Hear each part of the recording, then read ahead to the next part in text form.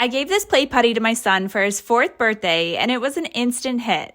He's obsessed with space and planets, so the space theme immediately grabbed his attention.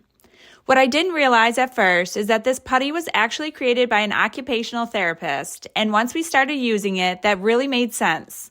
The resistance is just right for little hands, and it naturally helps work on hand and finger strength while he plays. The texture is smooth and not sticky, and it holds up well even with a lot of use. He loves stretching it, squishing it, and hiding the charms and then digging through to find them.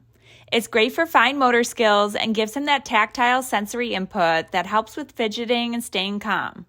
I've noticed he'll reach for this during quiet time or when he needs something to keep his hands busy, and it really helps with attention and self-regulation without screens. If you have a preschooler who loves hands-on activities, especially one who's into space, this is a fun and engaging option that's both entertaining and beneficial. It's been a great addition to our playtime, so I definitely recommend checking it out.